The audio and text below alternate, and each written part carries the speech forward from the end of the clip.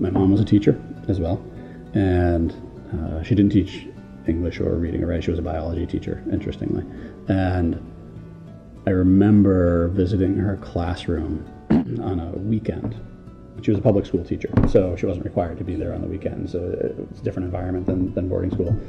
But she was in her classroom, and there were a group of students there, and she was helping them make up tests and helping them study and working through things with them. And I just remember sort of watching her and thinking to myself, well, if this is what teaching is, I might kind of like that. I always remember having a book in my hand or sitting with my parents and having them read to me. And as soon as I could, I became a pretty independent reader. I loved the stories. I loved sort of disappearing into the world of the books. And as soon as I was able to write and craft a sentence of my own, I began to write stories for myself.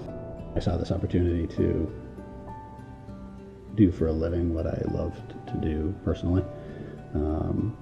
Read and talk about books and write and talk about writing with kids. It's the feeling that I have some sort of impact on an adolescent that's developing the idea of himself,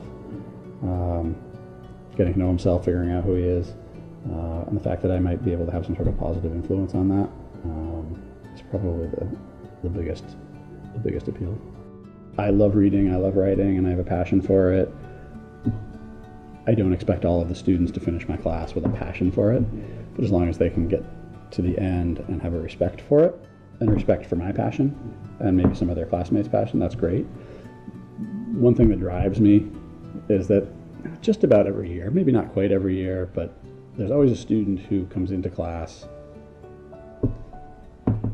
claiming not to be a reader, claiming not to write, or even like it. And at the end of the year, they are obviously enjoying themselves. They've seen in their own writing at least some glimmer of, wow, I think I can do this. That specifically is what kind of keeps me going. Probably the biggest thing that I've learned from the students over the years is that I don't know everything. One of the biggest strengths of a teacher is to acknowledge that we don't know everything, and that we're learning all along, and that we'll be learning right to the end. And it's much more effective to let the kids know that, let the students know that, and let them know that you're kind of learning along with them as you go too. Then they're much more open to learning themselves. So you should always be doing something you love, and not everyone loves to teach. So go do what you love. Yeah. And then I would, I guess, go back to what I said earlier. Look at it as a group effort, as a team effort, and look at your classes as teams working toward the same goal. You might be the facilitator and the sort of director of it, but you're not the boss. When you come right down to it, and that's what teaching is all about too.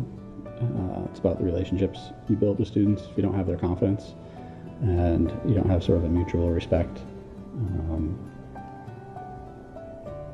if they don't look at class and school as an us versus them kind of thing, like I said, if you work as a group and you work as a team, then you're much better off.